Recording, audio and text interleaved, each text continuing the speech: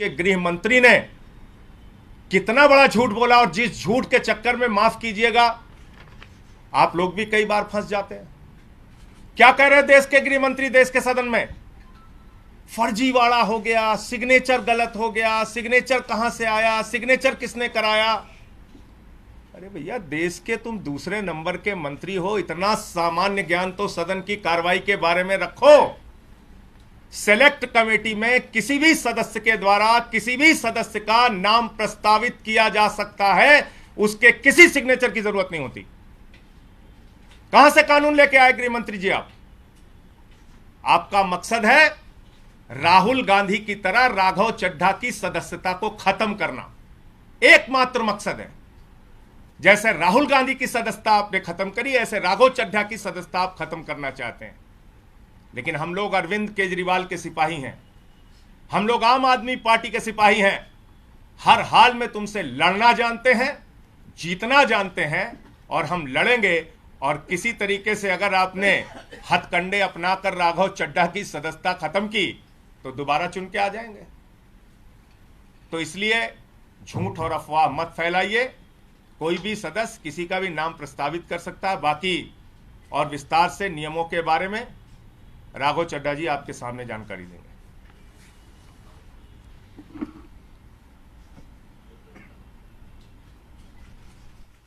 BJP का मूल मंत्र है repeat a lie 1000 times and it becomes the truth. एक असत्य को, झूठ को 1000 बार बोलो और 1000 बार वो सच्चाई में तब्दील हो जाएगा। इस मंत्र के तहत मेरे खिलाफ एक दुष्प्रचार और एक प्रोपेगेंडा शुरू किया गया कि न जाने कौन सा फर्जीवाड़ा हो गया, कौन से जाली दस्तखत हो गए, और इसी के चलते मुझे आज आपके सामने आना पड़ा दूध का दूध और पानी का पानी करने के लिए। अमूमन ये देखा जाता है जब भी किसी सदस्य के खिलाफ विशेषाधिकार समिति कोई कार्रवाई शुरू करती है, यानी कि कमिटी ऑफ प्रिविलेजेस कोई प्रोसीडिंग शुरू करती है, तो वो शख्स उस पर कोई सार्वजनिक बयान नहीं देता, कोई पब्लिक स्टेटमेंट नहीं देता है। लेकिन मेरे को मजबूरन आज भारतीय जनता पार्टी के झूठ का पर्दाफाश करने के लिए आपके सामने आना पड़ा, क्योंकि इतना दुष्प्रचार ये लोग कर रहे हैं। लेकिन मैं आज भी अपने बयान में ना कमिटी ऑफ प्रिविलेजेस के बारे में, ना ऑनरेबल चेयर के बारे में कोई भी बयान दूंगा। मैं सिर्फ रूल, पोजीशन और सच्चाई आपके सामने रखूंगा। पहली चीज तो यह है कि यह रूल बुक है जिसके हिसाब से राज्यसभा चलती है। यह रूल बुक, लाल किताब, इस पे लिखा है rules of procedure and conduct of business in the council of states. इस रूल बुक में जो लिखा है वो मैं आपको बताना चाहता हूं। यह रूल बुक कहती है कि किसी भी समिति के, सिलेक्ट कमिटी के गठन के लिए आप नाम प्रस्तावित करते हैं, कोई भी सांसद नाम प्रस्तावित कर सकता है, और जिस मेंबर का नाम प्रपोज किया जाता है, प्रस्तावित किया जाता है, उस मेंबर का ना साइन चाहिए, ना उस मेंबर का सिग्नेचर चाहिए, ना उस मेंबर का रिटन कंसेंट चाहिए। यानी कि इस रूल की किताब में कहीं नहीं लिखा कि सिलेक्ट कमिटी में किसी भी शख्स का, मेंबर का नाम देने के लिए आपको उस प्रस्तावित, प्रपोज्ड मेंबर की रिटन कंसेंट या सिग्नेचर चाहिए। लेकिन एक झूठा प्रचार फैलाया गया कि फर्जीवाड़ा हो गया साइन का। मैं आपको आगे बताना चाहता हूं कि जब भी सिलेक्ट कमिटी के गठन के लिए नाम प्रस्तावित किए जाते हैं तो ना सिग्नेचर लिए जाते हैं, ना सिग्नेचर जमा किए जाते हैं, ना सिग्नेचर की जरूरत होती है। No signatures are required, no signatures are taken and no signatures are submitted. तो जब किसी का हस्ताक्षर लिया ही नहीं, जब कोई हस्ताक्षर जमा किया ही नहीं, तो ये फर्जी साइन का जो एक अफवाह फैलाई जा रही है, ये सरासर गलत, झूठ और बेबुनियाद है। और ये मैं कानून की पोजीशन के हिसाब से बता रहा हूं। और मैं आज इस मंच से बीजेपी के नेताओं को चुनौती देता हूं कि वो कागज लेकर आए मेरे सामने, show me that piece of paper जिसपे ये दस्तखत है। जब कोई दस्तखत है ही नहीं, जब सिग्नेचर होता ही नहीं, तो फर्जी सिग्नेचर की बात कहां से आ गई? मैं चुनौती देता हूं आज बीजेपी को। आप तो इतनी बड़ी पार्टी है, इतनी शक्तिशाली, इतनी ताकतवर सरकार है आपकी, वो कागज दिखाओ मुझे जहां पर हस्ताक्षर है। चुनौती देता हूं मैं आपको। अगर आप कह रहे हैं मैंने कोई कागज जमा किया है जिसमें गलत तरीके से किसी के साइन किए गए हैं, तो वो कागज लेकर आओ, मैं आपको चुनौती देता हूं आज। साथियों, मैं आपको आगे बताना चाहूंगा कि बीजेपी के अज्ञान का, उनके इग्नोरेंस का तो मेरे पास कोई इलाज नहीं है, लेकिन प्रोसेस ये होता है कि जब भी कोई विवादित कंट्रोवर्शियल बिल सदन के भीतर आता है, तो एक समिति गठन की एक प्रक्रिया बताई गई है कि अगर कोई मेंबर चाहे कि इस बिल पर मतदान ना हो, इस बिल पर और चर्चा हो और इस बिल में क्या चेंजेस किए जाएं वो बताए जाएं, उसके लिए एक समिति का गठन किया जाता है। उस समिति में कुछ नाम प्रस्तावित किए जाते हैं और जिस शख्स को उस समिति में नहीं रहना, वो अपना नाम विड्रॉ कर लेता है। ये प्रपोजल है, ये प्रस्ताव है, किसी को जर जबरदस्ती नहीं बिठा दिया। मैं आपको एक बहुत सरल एग्जाम्पल के माध्यम से ये समझाना चाहूंगा और आप सब वो मेरी बात समझ जाए। मान लीजिए कि मेरा जन्मदिन, मैं अपनी जन्मदिन की दावत देता हूं, एक बर्थडे पार्टी आयोजित करता हूं। अपनी बर्थडे पार्टी में मैं 10 लोगों को न्योता देता हूं आने के लिए। 10 में से 8 लोग मेरा न्योता स्वीकार लेते हैं, आ जाते हैं। 2 लोग मेरा न्योता नहीं स्वीकारते, उल्टा मुझे कहते हैं तुम्हारी हिम्मत कैसे हुई हमें न्योता देने की, तुम्हारी हिम्मत कैसे हो गई, मजाल कैसे होगी कि तुमने हमें अपने जन्मदिन का न्योता दे दिया। ये वही बात है, मैंने तो समिति में शामिल करने के लिए न्योता दिया, कोई हस्ताक्षर थोड़ी दिया। लेकिन वो 2 लोग मुझसे खफा हो गए। मैं आपको दूसरे तरीके से समझाने का प्रयास करता हूं। आज इस प्रेस कॉन्फ्रेंस में इतने सारे पत्रकार आए हैं, मैंने अपनी पार्टी को 10 पत्रकारों का नाम प्रस्तावित किया कि इन 10 पत्रकारों को आप आज की प्रेस कॉन्फ्रेंस में बुला लीजिएगा, मैं मीडिया से संवाद करना चाहता हूं। 10 में से 8 पत्रकार आ गए, 2 पत्रकार नहीं आए, और जो 2 पत्रकार नहीं आए वो कहते हैं इनकी हिम्मत कैसे हुई हमें न्योता देने का प्रेस कॉन्फ्रेंस का। 2 पत्रकार नाराज हो गए। ये साफ तौर पे इस समस्या का एक सरल सा एग्जाम्पल।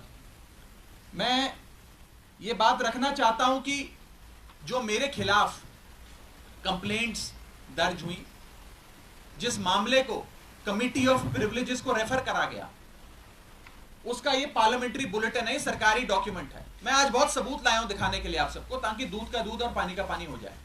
ये पार्लियामेंट्री बुलेटिन है जिसके तहत मेरे खिलाफ जो कंप्लेंट्स आई उसे विशेषाधिकार समिति को विचार के लिए भेजा गया। इस पूरी पार्लियामेंट्री बुलेटिन में कहीं भी फर्जीवाड़ा, फोर्जरी, फोर्ज्ड साइन, सिग्नेचर, हस्ताक्षर, किसी भी शब्द का प्रयोग नहीं किया गया। सिर्फ इतना बोला गया कि इसकी जांच करके बताइए। अगर कोई फोर्जरी होती, कोई फर्जीवाड़ा होता, सिग्नेचर शब्द का प्रयोग तो कम से कम किया गया होता इस पार्लियामेंट्री बुलेटिन में। यह सरकारी दस्तावेज है राज्यसभा सेक्रेटेरिएट का, इसमें भी कहीं जिक्र नहीं किया गया। इसलिए नहीं किया गया क्योंकि जब साइन है ही नहीं तो साइन आएंगे कहां से। लेकिन भारतीय जनता पार्टी के झूठ का मुकाबला करना आसान नहीं है, इसलिए आज आपके सामने आकर यह बात रखनी पड़ी। और जहां तक विशेषाधिकार समिति का प्रोसीडिंग्स का मामला है, प्रिविलेज कमेटी का मामला है, इस देश के कई बड़े नेताओं के खिलाफ कमिटी ऑफ प्रिविलेजेस ने प्रोसीडिंग्स शुरू करी, कार्रवाइयां करी, जिसमें स्वर्गीय अटल बिहारी वाजपेयी जी हैं, जिसमें स्वर्गीय इंदिरा गांधी जी का नाम आता है, मनमोहन सिंह जी का नाम आता है, मोरारजी देसाई जी का नाम आता है, सुषमा स्वराज जी का नाम आता है, अरुण जेटली जी का नाम आता है। उस श्रेणी के अंदर अगर हमें भी शामिल किया गया तो कोई बात नहीं है, मजबूती से अपना जवाब विशेषाधिकार समिति के सामने, कमेटी ऑफ प्रिविलेजेस के सामने देंगे। मैं शहीद आजम भगत सिंह की धरती से आता हूं और पूरी न्याय की लड़ाई लड़ूंगा, और मेरा विश्वास है कि कमेटी ऑफ प्रिविलेजेस अंत में दूध का दूध और पानी का पानी कर न्याय अवश्य करेगी। यह बात थी कि क्या हुआ। अब मैं आपको संक्षेप में यह बताना चाहता हूं, यह हुआ क्यों, यह विवाद कहां से खड़ा हुआ, ये क्यों इतनी अफवाह फैली। ये इसलिए फैली क्योंकि सोमवार दोपहर को सदन के अंदर आम आदमी पार्टी की ओर से मैंने पूरी मजबूती से दिल्ली के अध्यादेश पर अपना वक्तव्य दिया। और उसके ठीक 6 घंटे बाद मेरे खिलाफ बीजेपी ने ये आरोप लगाने शुरू कर दिए। इनको दिक्कत ये नहीं है कि मैंने नाम प्रस्तावित करे, इनको प्रॉब्लम ये नहीं है कि मैंने किसी कमेटी के गठन के लिए कुछ एमपीज के नाम दे दिए। इन्हें दिक्कत ये है कि एक 34 साल के युवा ने हमें खड़े होकर ललकारा कैसे, एक युवा ने हमसे मजबूती से सवाल कैसे पूछे, और कैसे इस सुपारी जितनी पार्टी, जैसा कि गृह मंत्री जी कहते हैं, इस सुपारी जितनी पार्टी के एक युवा सांसद ने दुनिया की सबसे बड़ी पार्टी के सबसे बड़े नेताओं से देश के सबसे बड़े सदन में खड़े होकर सवाल कैसे पूछे। इन्हें दर्द इस बात का है। हमने अपने वक्तव्य में बीजेपी के पुराने मैनिफेस्टो दिखाकर उनके डबल स्टैंडर्ड्स को एक्सपोज किया, दिल्ली वालों के लिए न्याय मांगा, यहां तक कि लाल कृष्ण आडवाणी जी और स्वर्गीय वाजपेयी जी के लिए न्याय मांगा। ये दर्द शायद बीजेपी को सता रहा है, जिसके चलते आज वो मेरे खिलाफ कंप्लेंट्स कर रहे हैं। ये लोग मेरे पीछे पड़ गए, बीजेपी पूरी तरीके से मेरे पीछे है। मैं आपको बताना चाहूंगा कि इस हफ्ते के ये दूसरा नोटिस कमिटी ऑफ प्रिविलेजेस का मुझे आया है। It is the second time कि मुझे किसी विषय में कमिटी ऑफ प्रिविलेजेस ने नोटिस दिया हो एक ही हफ्ते में। शायद ही इतिहास में कभी आज से पहले ऐसा हुआ हो। और मैं ये बताना चाहता हूं कि आज के समय हर संभव प्रयास किया जा रहा है कि विपक्ष की आवाज को दबाया जाए। जैसे राहुल गांधी जी की मेंबरशिप छीन ली, हमारे 2 सांसद संजय सिंह जी, सुशील कुमार रिंकू जी, दोनों को सस्पेंड कर दिया, लीडर ऑफ ऑपोजिशन का माइक ऑफ किया जाता है। अगर कोई विपक्ष का साथी खड़े होकर अपनी बात रखता है तो सदन के अंदर खड़े मंत्री उन्हें धमकी देते हैं कि तुम्हारे घर इन्फोर्समेंट डायरेक्टरेट आ जाएगी, सीबीआई आ जाएगी, बैठ जाओ चुप करके। इस प्रकार से एक अघोषित आपातकाल लगाने का प्रयास बीजेपी इस देश में कर रही है, और उनका यही मकसद होगा शायद कि मेरी आवाज को भी दबाया जाए। लेकिन मैं कहना चाहता हूं कि ये युवा आवाज है, अरविंद केजरीवाल की एक सिपाही की आवाज है, ये आवाज दबने वाली नहीं है। आप कार्रवाइयां मेरे खिलाफ जितनी मर्जी करिए, आरोप जितने मर्जी लगाइए, लेकिन ये आवाज ना दबेगी ना बंद होगी। और अंत में मैं हाथ जोड़कर बस इतनी विनती करना चाहूंगा आप सब मीडिया के साथियों से कि ये जो आप लगातार पिछले 3 दिन से बीजेपी के झांसे में आकर ये चला रहे हैं कि कोई फर्जीवाड़ा हो गया, फोर्ज सिग्नेचर हैं, मेरा आपसे हाथ जोड़कर निवेदन है कि इस प्रकार की झूठी खबरें ना चलाएं। मैं आपसे कहना चाहूंगा कि आप सच दिखाएं। आप लोग इस लोकतंत्र के चौथे स्तंभ हैं, कृपया कर बीजेपी के प्रोपेगेंडा में ना फंसें। एक छोटे सेक्शन ऑफ मीडिया ने जरूर एक प्रोपेगेंडा चलाने का प्रयास किया और मुझे मजबूरन उनके खिलाफ कानूनी कार्रवाई करनी पड़ेगी, क्योंकि ना रिकॉर्ड्स में, ना कंप्लेंट्स में, ना पार्लियामेंट्री बुलेटिन में कहीं भी फोर्जरी शब्द का प्रयोग किया गया है। और अंत में मैं इतना ही कहूंगा कि जिन जिन सांसदों ने मेरे खिलाफ फोर्जरी के आरोप लगाए, सदन के बाहर मैंने देखा कई सारे बीजेपी के लोकसभा के सांसदों ने बयान दिए हैं। राज्यसभा के तो शायद किसी सांसद ने नहीं दिए, लेकिन लोकसभा के कुछ सांसदों ने मेरे खिलाफ ये बयान दिए हैं। मुझे उनके खिलाफ भी मजबूरन कमिटी ऑफ प्रिविलेजेस में न्याय मांगने के लिए जाना पड़ेगा, उनके खिलाफ भी कंप्लेंट दर्ज करनी पड़ेगी, और कोर्ट के बाहर भी, पार्लियामेंट के बाहर भी, न्यायपालिका में भी न्याय की गुहार लगानी पड़ेगी। और मैं हर संभव लड़ाई के लिए तैयार हूं। मैं बीजेपी से डरता नहीं और ना डरने वाला हूं। बहुत बहुत शुक्रिया। राघव, एक बात स्पष्ट कर दीजिए, आपने कहा एक हफ्ते में दूसरी बार नोटिस आया, तो क्या आपको नोटिस मिल गया है? कल तक ये स्थिति नहीं, अभी मुझे आज का जो विषय है इस विषय पर मुझे नोटिस नहीं मिला है। जब आएगा नोटिस तो मैं पूरी मजबूती से, इफेक्टिवली, कॉम्प्रिहेंसिवली उसका जवाब दूंगा।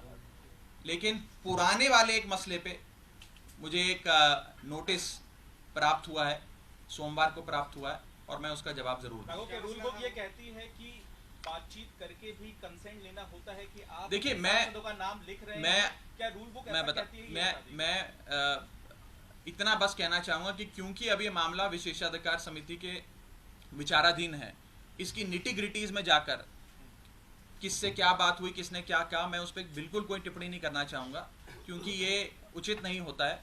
मैंने अपनी बात रखनी थी, आज मुझे मजबूरन, क्योंकि मेरी छवि खराब करने के लिए, एज अ पार्लियामेंटेरियन मेरी गुडविल, मेरी क्रेडिबिलिटी खराब करने के लिए एक प्रोपेगेंडा जो बीजेपी ने चलाया है उसका जवाब देने के लिए आज मुझे सामने आना पड़ा, ताकि दूध का दूध और पानी का पानी हो जाए। और मैं खुली चुनौती देता हूं। One question, you referred to the rule book. Sasmit Patra of the BJT also referred to a rule book on the floor of the बिल्कुल House ठीक। saying सारे जवाब consent अब was not taken. सारे जवाब अब